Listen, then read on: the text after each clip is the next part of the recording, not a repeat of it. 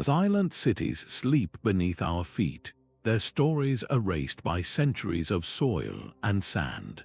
Satellite archaeology is now pulling back these layers of earth and time, resurrecting 20 vanished medieval worlds from complete obscurity. By the end of this journey, you will see the medieval map redrawn with metropolises we never knew existed. We will uncover why a civilization that built a city for 1 million people simply walked away, and how a golden capital of legendary wealth can hide in plain sight. What does the endurance of these ghostly outlines tell you about the true nature of human ambition? A lone explorer pushes aside thick vines, his boots sinking into the damp earth. He is surrounded by the immense stone faces of the Bayon Temple, yet he has no idea that these iconic ruins are merely the heart of something far grander. For centuries, the world believed Angkor was a ceremonial center of isolated temples. The truth, hidden by an unbroken green canopy, was far more astonishing. This was not just a spiritual capital, it was a sprawling metropolis, and its full story could only be read from the heavens, using radar imaging technology from a NASA aircraft system. Researchers like Dr. Damian Evans began to see through the dense vegetation. The data painted a stunning picture of a vast urban complex, a city designed with astonishing precision. Elaborate canals formed a massive grid, supplying water and transporting goods across a region that supported close to 1 million people. This intricate network of waterways and roads connected sprawling suburbs, revealing a level of medieval urban planning in Southeast Asia that no one had previously thought possible. The maps showed distinct districts, areas dedicated to specific crafts and communities, illustrating a highly organized and layered society. So how does a city built for 1 million souls simply surrender to the jungle? The immense scale of the water management system, a marvel of engineering, may have also been its greatest vulnerability. Shifts in the climate, combined with periods of political instability, likely strained this complex network beyond its limits. The metropolis, so carefully tuned to its environment, could not withstand such profound changes. This pattern of a civilization reaching its peak only to be reclaimed by the earth is a haunting echo we will hear again. The caravan master's survival depended on the shimmering vision of Merv rising from the Turkmenistani desert. For centuries, this Silk Road metropolis was a whispered legend, its true scale lost to the sands. Then a key was found not by a shovel, but in a vault of declassified images. Archaeologists turned to Corona spy satellite photos from the 1960s, pictures taken for one purpose but revealing secrets from another age entirely. From this bird's eye view, the ghost of the city materialized. The photographs traced the faint scars of immense defensive walls and the delicate veins of canals that once pulsed with life. They could even distinguish the grid of individual city blocks, a street plan erased by centuries of wind and later human settlement. This was not just a trading post, it was a vast urban engine. Historian George Huxley described Merv as a crucible of cultures, and the satellite evidence proved it, clearly showing distinct quarters for Persian, Arab, and Turkic communities living within its protective embrace. The most vital revelation was the sophisticated hydraulic system, a network of waterways that transformed the arid landscape into a green oasis, supporting agriculture for a population that once made it one of the largest cities in the world. This intricate web of water and walls shows us how these hubs were more than markets. They were the internet of their day, facilitating a constant flow of goods, knowledge, and innovation across continents. A similar story of connection and surprising scale was unfolding far to the south, where another city was hiding in plain sight, not under jungle but beneath the sands of Africa. The desert sun glints off a single gold coin passed from a trader's hand at the gates of Sijilmasa. This was more than a city. It was a starting gun for caravans embarking on the most perilous journey on Earth, the trans-Saharan crossing. For centuries, its precise location was as elusive as a desert mirage, a whispered name in old texts. Then, satellite prospectors aimed a new kind of lens at the edge of the modern town of Risoni. Using multispectral analysis, a technology that sees beyond the range of human sight, they detected the ghostly signature of a metropolis beneath the sands. A team led by Professor Ronald Messier did something remarkable. They took the vivid descriptions written by the Arab geographer al-Bakri and overlaid them with these spectral satellite maps. The two worlds, one of ancient text and one of modern light, aligned perfectly. The images traced the remnants of immense walls and the delicate, fossilized veins of canals that once channeled life from the Oasis River. This was a city engineered for survival and wealth, its entire urban plan a machine for defense and commerce. Its prosperity was built on controlling the flow of gold heading north, salt heading south, and part of the human hardship that was, tragically, a feature of trade in that era. The satellite views confirm al-Bakri's account of a wealthy, fortified hub, a place where empires literally paid in gold. But how does such a powerful engine of trade simply stop? The fall of Sijilmasa seems to have been a slow unraveling. Shifting trade routes moving like water finding a new path bypassed the city. Combined with periods of internal conflict, this left the desert empire fragile. Its lifeblood, the flow of gold and goods, simply dried up. This story of a city built on sand and surrendered to it offers a stark contrast to our next mystery, a place not lost to the desert, but deliberately hidden within the embrace of a remote mountain range. A European explorer stood before the immense stone walls of Great Zimbabwe and declared they could not be of African origin. This conviction, born from a colonial mindset, blinded the world to the truth for generations. The real story of this mountain fortress, however, was written across the landscape, waiting for a view from above to tell it. Satellite archaeology has become the definitive voice in that conversation, using high-resolution imagery to map the full extent of a capital that rivaled any in medieval Europe.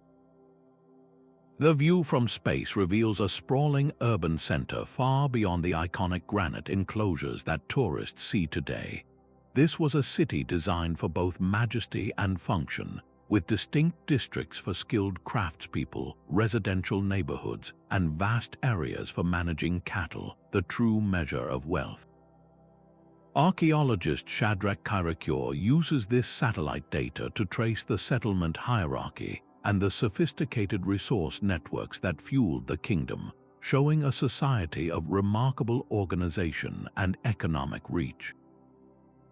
The evidence from orbit confirms Great Zimbabwe was the heart of a powerful state that controlled the flow of gold and ivory from the interior to the bustling Swahili coast ports. This was not an isolated ruin, but the thriving capital of a vast trading empire, a pinnacle of medieval African achievement whose legacy was nearly erased by prejudice. Its eventual decline offers a profound lesson in the dynamics of power, a reminder that even the most secure fortresses can be challenged by shifts in trade, environmental pressures, or internal succession. This pattern of a powerful state reorganizing its landscape would be mirrored, thousands of miles away, by a civilization that carved its own empire from the mountains of South America. The dense Guatemalan jungle had long guarded its greatest secret. For generations, the towering stone pyramids of Tikal were thought to be isolated ceremonial monuments, rising like lonely islands from a sea of green. The truth, however, was buried not in the earth but hidden beneath the forest canopy itself. A revolutionary technology called LiDAR, which stands for light detection and ranging, was deployed from aircraft flying over the region. This system acts like a form of X-ray vision, using laser pulses to digitally strip away every leaf and vine, revealing the ground below in stunning detail. What it uncovered was not a scattering of temples, but a vast urban sprawl of staggering complexity. The map that emerged showed tens of thousands of previously unknown structures, from modest homes and administrative buildings to complex roadways and extensive agricultural terraces. This was a true megalopolis, a city that supported a population far greater than anyone had ever conceived, completely rewriting our understanding of Maya civilization. This data, gathered by the Pakonom LiDAR initiative, painted a picture of a society capable of large-scale landscape engineering. Researchers could now trace immense defensive earthworks, suggesting a need for protection on a scale never before imagined. They mapped intricate irrigation systems that turned challenging terrain into productive land, revealing a mastery over their environment. The evidence points to a society of immense density and interconnection, forcing us to abandon the old idea of empty ceremonial centers. How could such a powerful and populous civilization falter? The very scale of their achievement may have contained the seeds of its own challenge. The data suggests that the intensive demands of such a large population, combined with periods of conflict and potential shifts in climate, could have led to significant environmental pressures. This new vision of Tikal, a teeming metropolis rather than a quiet temple complex, forces us to reconsider the resilience of even the most advanced societies. It prompts a profound question that echoes from the jungles of Central America to the arid landscapes of the American Southwest. How do other seemingly isolated cultures, often misunderstood as simple, reveal their own hidden complexity when viewed from a new perspective? A spiritual pilgrim would have seen them first, long straight lines etched across the high desert, leading like ceremonial pathways toward the massive stone great houses of Chaco Canyon. From the ground, these are subtle impressions, but from the sky, they transform into a sprawling network of engineered roads, some 30 feet wide, connecting this central hub to outlying communities hundreds of miles away. These are not meandering trails, they are deliberately straight, cutting through arroyos and scaling cliff faces with a clear sense of purpose, visible only from above. Archaeologist Stephen Lexon interprets this entire landscape as a grand, purposeful design, with buildings and roads aligned to celestial events, turning the canyon itself into a vast astronomical calendar. The satellite perspective continues to reveal hidden pieces of this ancient plan, identifying previously unknown great houses and complex water control systems that allowed this society to not just survive, but to flourish in an environment of profound scarcity. This was a sophisticated cultural sphere with Chaco as its undeniable heart. The reasons this central heartbeat faded around the middle of the 12th century are still a subject of discussion among researchers, likely involving a combination of environmental shifts and changing social patterns. Yet the sheer scale of its influence, a network binding a vast region together, is a powerful echo of another civilization that mastered the art of urban planning on a grand scale, one we find thousands of miles away in the Indus Valley. The same precision that charted the roads of Chaco Canyon now deciphers a metropolis born from water scarcity. On the salt-white plains of northwest India, a merchant might have once stood on the banks of a river that no longer exists, trading brilliant blue lapis lazuli and deep red carnelian. His city, Dholavira, was an engineering marvel in a landscape of extreme challenge.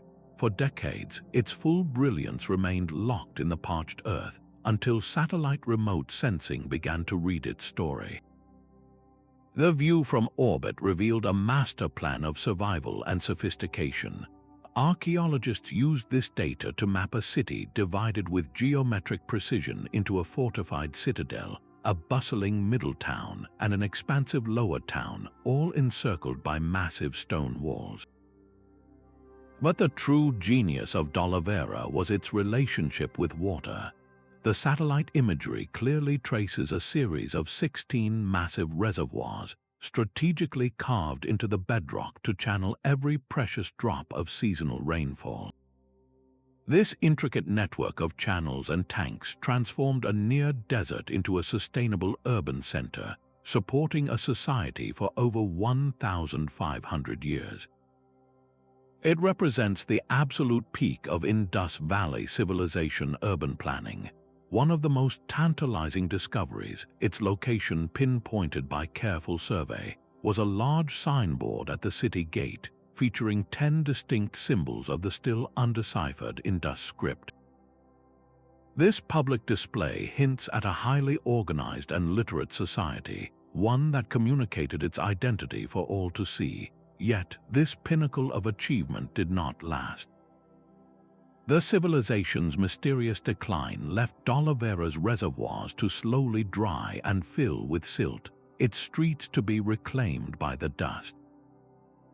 We are only now, with the aid of technology, beginning to decipher the clues to its resilience and its vulnerability, a process of technological discovery that finds a surprising parallel far to the north, where longships once cut through very different waters.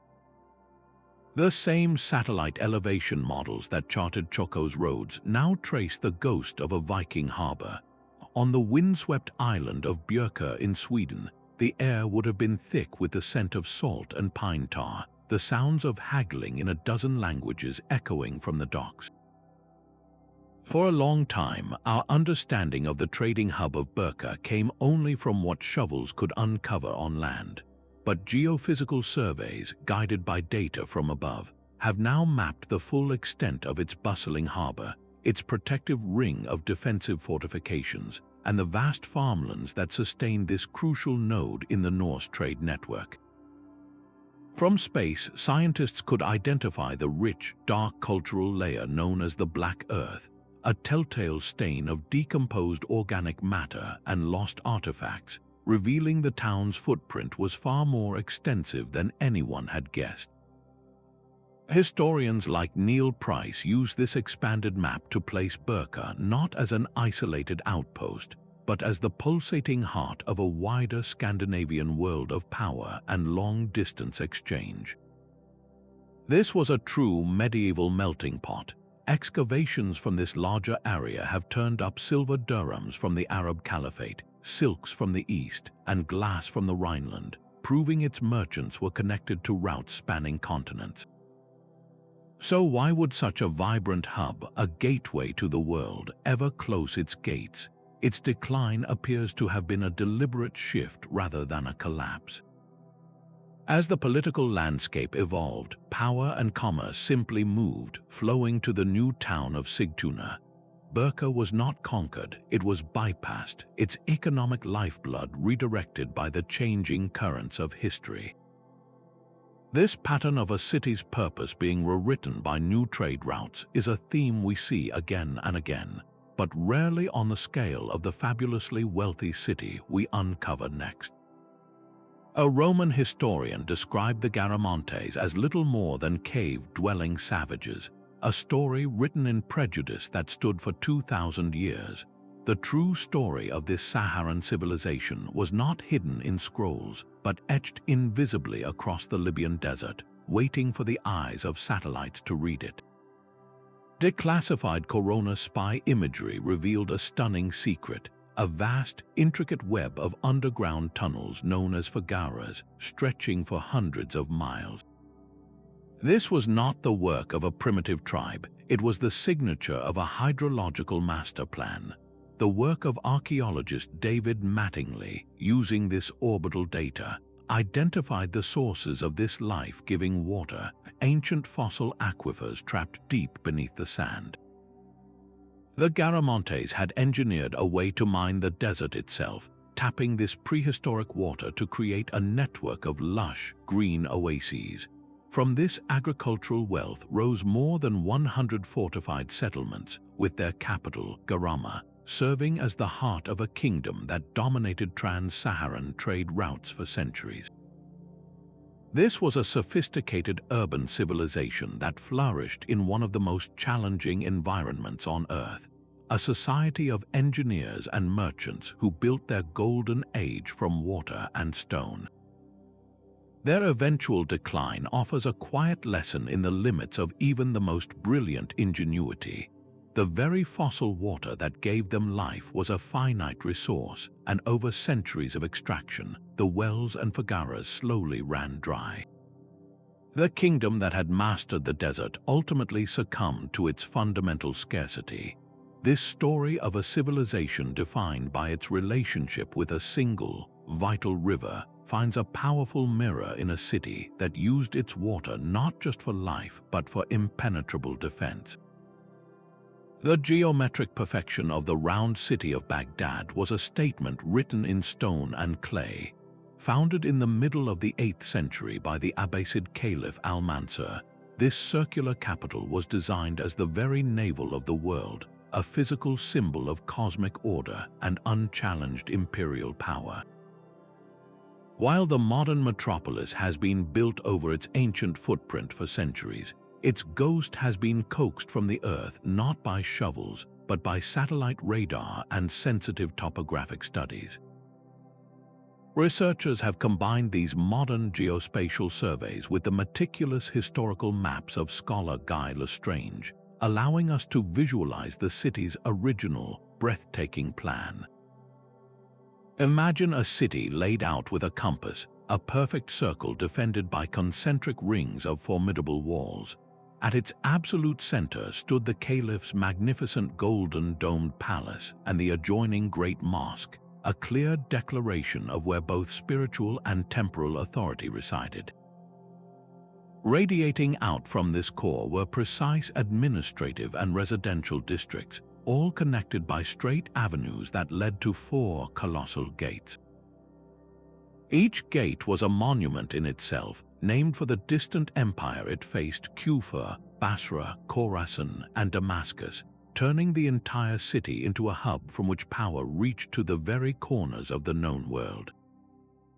This was more than a fortress, it was an unparalleled center for scholarship and global commerce, its revolutionary circular design echoing through urban planning across the Muslim world for generations. Yet this perfect geometric form, this ideal city, could not withstand the relentless pressures of history. A series of devastating floods, fires, and the simple, constant need for rebuilding across centuries gradually erased the original circular plan from the surface of the earth. Its legacy, however, was etched far deeper, a testament to a vision of urban order so powerful it could only be fully appreciated from the vantage point of the future. This human desire to build a perfect, symbolic capital finds a powerful and dramatic echo in a very different landscape, where another civilization chose a mountain peak to proclaim its own greatness to the world. A pilgrim's journey to Lalibela would have ended in a moment of pure awe, standing before a church that was not built but revealed. These structures were carved downward, excavated from the solid volcanic rock of the Ethiopian highlands in a breathtaking act of reverse architecture. For generations, the wonder was confined to the churches themselves, their towering facades and hollowed-out interiors. But the true scale of this sacred city remained a mystery, hidden in the surrounding terrain. Satellite and aerial imagery have now pulled back the curtain, exposing a vast monastic landscape that supported this spiritual center. The data maps an intricate labyrinth of connecting tunnels, sophisticated drainage channels designed to manage the heavy rainfall, and countless hermit caves dotting the cliffs. This wider view transforms our understanding from a collection of isolated churches to a fully integrated, living holy city. The logistical achievement is staggering. Researchers can now trace the quarries and work camps, piecing together how a workforce, fueled by immense devotion, could orchestrate such a complex project in the 12th and 13th centuries. The city was conceived as a new Jerusalem, a spiritual replacement after conflicts in the region made pilgrimages to the original Holy Land increasingly difficult. From above, you can see how the entire landscape was deliberately sculpted to mirror the sacred topography of Jerusalem, with a river channel renamed the Jordan and the layout of sanctuaries creating a symbolic map of salvation. This was faith made physically manifest in stone, an entire urban form born from a powerful need for connection and pilgrimage.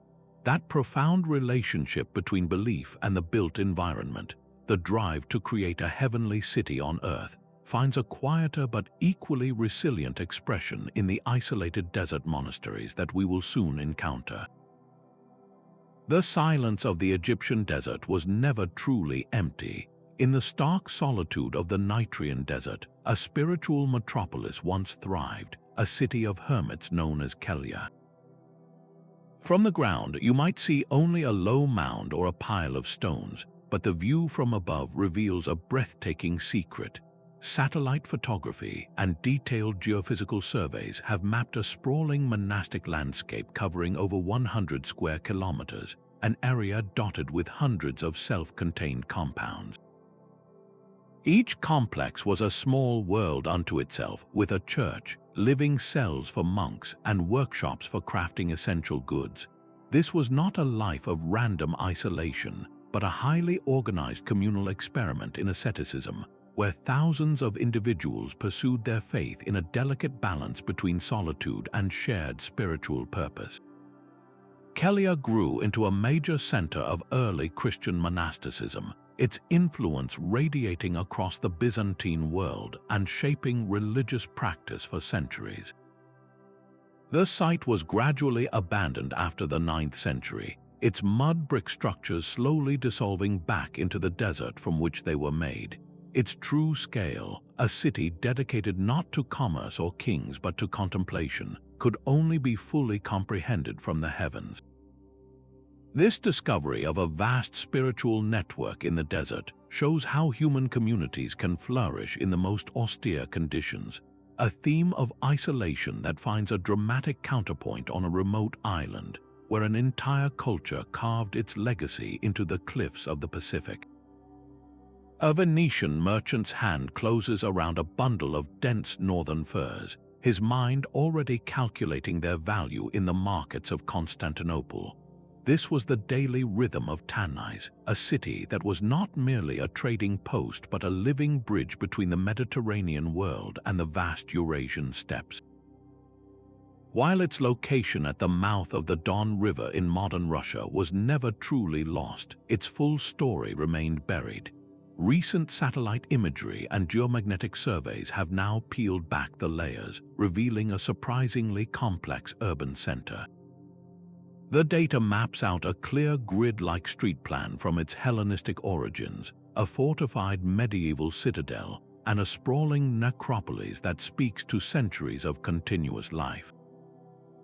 These technological eyes have captured the city's remarkable resilience, showing how it was systematically rebuilt and its trade routes reconfigured after devastating attacks, first by the Goths and centuries later by the conqueror Timur. As a gateway, Tanais thrived on the exchange of goods, ideas, and unfortunately, people, as the movement of individuals was a difficult aspect of regional commerce in that era. This very position, however, was its greatest weakness. It existed in a perpetual state of flux, forever caught between the ambitions of settled empires and the power of nomadic confederations. The history of Tanais is a powerful lesson in the volatility of frontier life, where immense wealth and profound vulnerability were two sides of the same coin. This precarious existence on the edge of empires finds a stunning parallel in the story of a very different capital, one that was not built of stone, but was carried on horseback across the same vast steppes. A Franciscan monk named William of Rubruck walked into the court of Urgide Khan and described a capital unlike any in Europe, a city of grand palaces standing alongside vast neighborhoods of felt tents, all encircled by a simple mud wall. This was Karakorum, the pulsing heart of the Mongol Empire. For decades, excavations on the ground focused on the city's central precinct, but the true scope of its influence remained a mystery. It was satellite remote sensing that finally mapped the sprawling reality beyond those walls, revealing an extensive suburban landscape and a vast, engineered agricultural hinterland that fed the imperial center. The imagery confirms a fascinating paradox. Karakorum itself was a relatively small urban core, yet it held immense symbolic weight as the administrative nerve center of an empire that stretched from the Pacific to the edges of Europe. Guided by this data from above, archaeologists pinpointed extensive craft production districts, areas dedicated to metalworking, pottery, and glassmaking. These workshops were not just supplying local needs, they were processing raw materials and artistic influences drawn from every corner of the conquered Eurasian world, turning the capital into a melting pot of global manufacturing. This was a city that consumed the treasures of a continent to project its power. Yet, this global hub was ultimately fragile. Karakorum's existence was entirely dependent on the unity and flow of the empire itself. Once the Mongol political structure began to fragment in the late 13th century, the capital's reason for being simply evaporated. The power moved, the tribute stopped flowing, and the city was gradually abandoned, its mud brick walls melting back into the steppe. Its story is a powerful lesson in the transient nature of political capitals, whose lives are tied to an idea of power rather than a geographic advantage. This quiet fading stands in stark contrast to the sudden, catastrophic end that awaited our next city, a place whose dramatic final hours were preserved in a single, terrifying layer of ash. The final siege of Arsuf was a soundscape of desperation and military precision. From the sky, the story of those last days is still written in the earth. High-resolution satellite imagery and aerial photographs have meticulously mapped the Crusader port's formidable layout, revealing a double-wall system and the precise grid of its streets leading down to a harbor that was its lifeblood. The work of archaeologist Israel Roll, combined with this orbital perspective, traces a city constantly reinvented, from its origins as a Phoenician settlement to its time as a Roman center, and finally its transformation into a powerful Crusader fortress. But the most chilling detail visible from space is the massive siege ramp, an earthen arrow pointing directly at the city's heart. This was the final project of the Mamluk army, a brutal engineering solution that led to the city's capture and systematic destruction in 1265. The ghost of that ramp remains, a stark and sobering record of medieval conflict's power to reshape a landscape and erase a community. This tangible evidence of a long-ended struggle provides a quiet lesson on the fragility of even the most heavily defended coastal cities, a lesson that finds a far more dramatic and sudden expression in our next discovery, where an entire urban center did not fall to an army, but was swallowed whole by the sea. A Neolithic fisherman would have felt the familiar weight of his stone anchor settling into the seabed, his boat floating above what would one day become his village's final resting place. The story of Atlet Yam is a whisper from a time before pyramids or written history, a settlement now resting 10 meters beneath the Mediterranean waves off the coast of Israel. Its discovery did not begin with a diver's lucky find, but with the broad, searching gaze of satellite-derived seafloor mapping, which pinpointed strange, human-made shapes on the ocean floor. Marine archaeologists, guided by this data, uncovered a perfectly preserved prehistoric world. They found the foundations of stone houses, a mysterious ritual site of standing stones arranged in a circle, and perhaps most remarkably, a deep, rock-cut freshwater well, showing how this community managed its most vital resource. This was a functioning village, a sophisticated society that thrived for centuries until rising sea levels at the end of the last ice age slowly and irrevocably claimed it back. The site offers a profoundly intimate and at times difficult window into these ancient lives. Studies of the remains found there revealed the world's oldest known evidence of tuberculosis, giving us a quiet glimpse into the health challenges faced by this early community. Atlit Yam stands as a monumental precedent, a 9,000-year-old lesson that the struggle between human settlement and a changing environment is one of our oldest stories. This deep-time perspective on how geography dictates a city's fate finds a compelling medieval counterpart in a city that did not fight the sea, but instead embraced a swamp, building its greatness upon the very waters that sought to claim it. The sheer scale of Mansa Musa's wealth was so immense it destabilized economies across the Mediterranean. But where did such legendary riches call home? The answer lies somewhere in the humid river valleys of Guinea, where the capital of the Mali Empire, Niamey, once stood. For generations, its precise location has been one of Africa's great historical puzzles, its reality obscured by lush vegetation and the passage of time.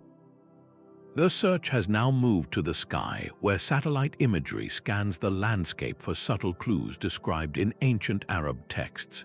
These orbital eyes are not looking for golden rooftops, but for the far more mundane signatures of a lost city, the distinct raised patterns of tell mounds and the faint, fossilized scars of watercourses deliberately altered by human hands.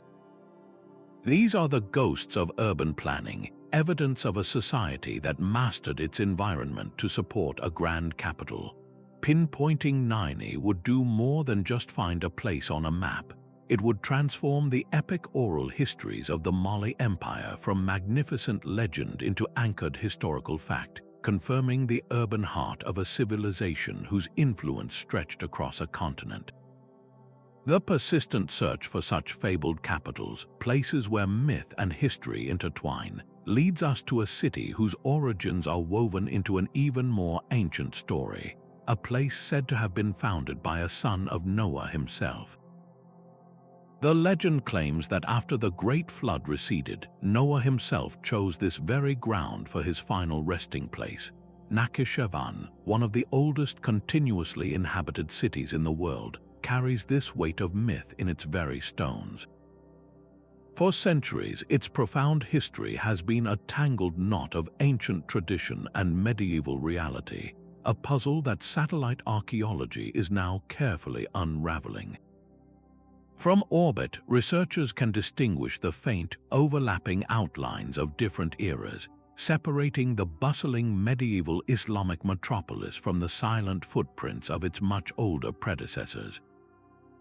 The imagery traces the perimeter of the old citadel, a fortress that watched over the city for generations, and maps the locations of sprawling caravanserais that once offered shelter to caravans traveling the Silk Road.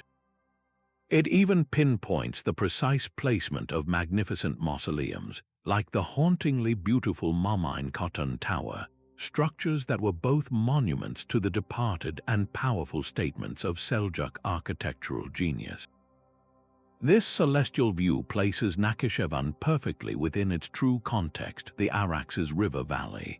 You can see how the city was not just built in a location, but was the location, a natural crossroads where the spheres of Persia, the Caucasus, and Anatolia all converged. This perennial strategic value made it a prize for empires, from the Seljuks who established it as a renowned center of learning and commerce, to the later powers that followed. The satellite maps reveal a city that was repeatedly reshaped by conquest, yet its core importance never faded.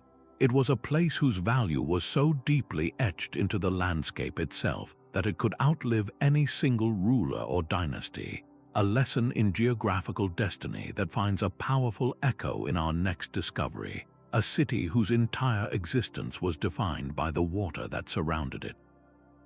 A fortress can be born from a single, ruthless idea. In the spring of 1551, an army of carpenters worked with frantic speed far upriver from their target, assembling an entire fortified town from countless logs, each one carefully numbered. When the Volga River thawed, this prefabricated city was disassembled, floated downstream on a fleet of barges like a colossal puzzle, and reassembled in just 4 weeks on a strategic island overlooking the Tatar capital of Kazan. This was Sviazhsk, the audacious brainchild of Ivan the Terrible, a military miracle designed for one purpose: to serve as the final stepping stone for the conquest of a khanate. From the sky, the logic of this island stronghold is laid bare. Satellite and aerial views clearly delineate its commanding position at the confluence of the Volga and Svyaga rivers, a natural fortress that could control all river traffic and serve as an impregnable supply base.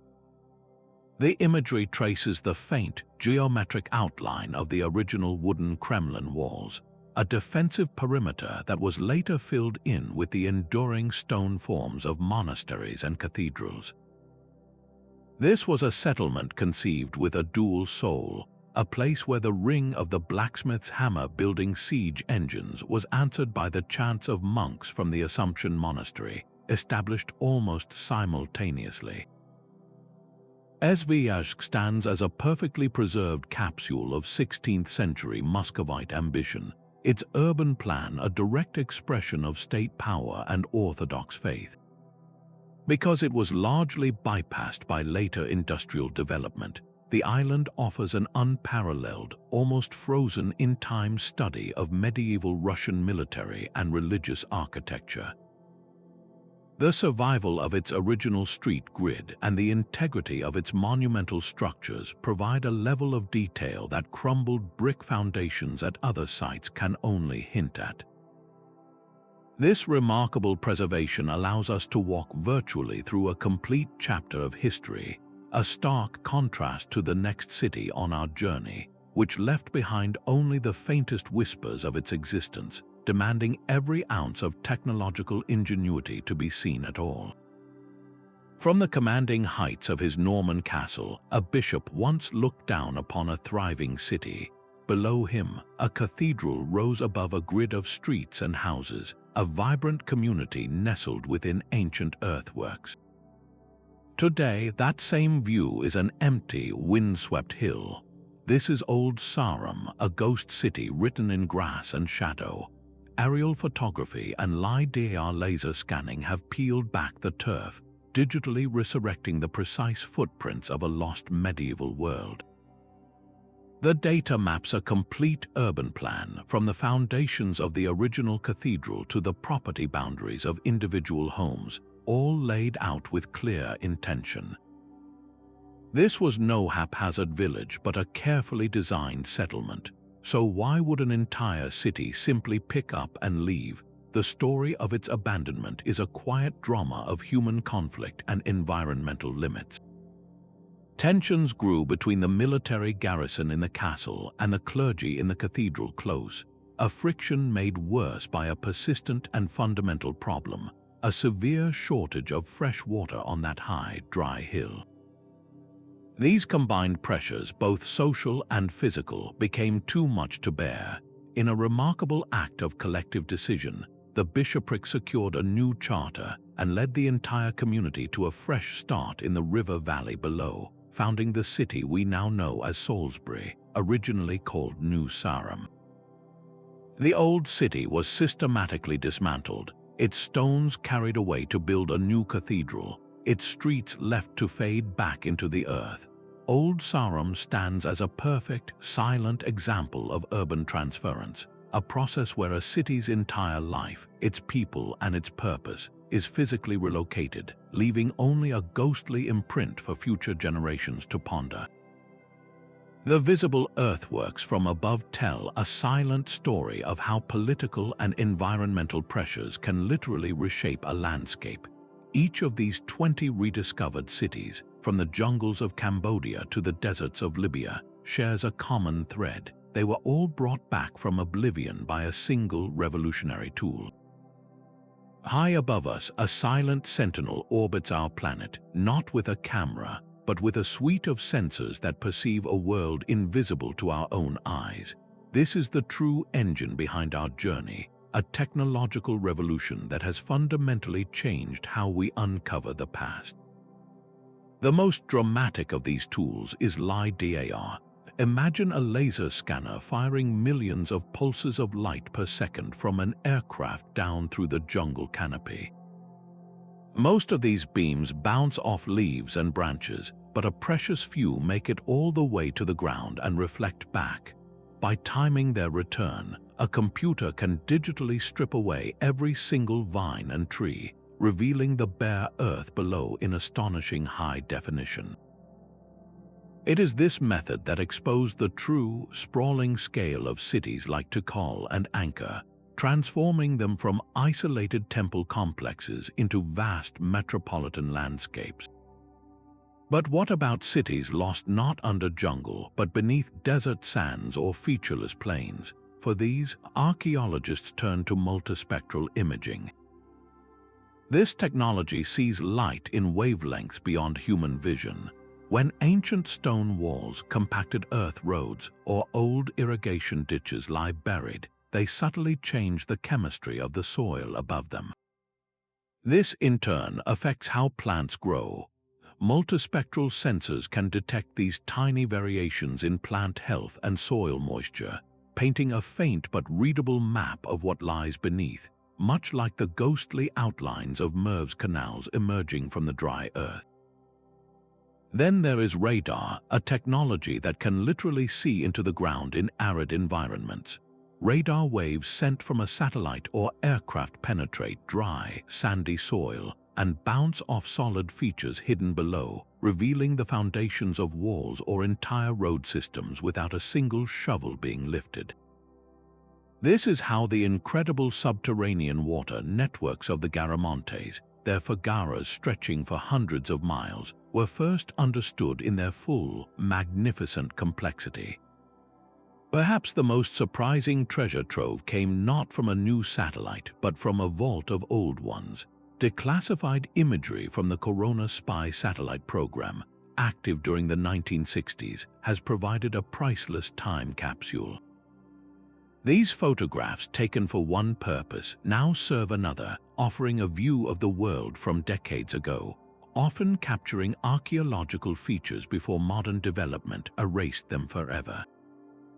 They are a snapshot of a landscape in time, a baseline from which change can be measured and lost cities initially spotted. The common thread here is that these tools do not dig.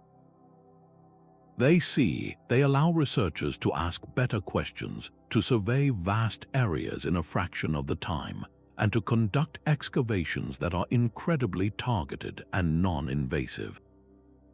This leap in capability is as transformative for archaeology as the invention of radiocarbon dating was, shifting the entire field from scattered, hopeful digging to precise, global exploration. It is a new chapter in our relationship with history, one written not in soil but in data, and it fundamentally changes what we thought we knew about the ambitions of our medieval ancestors.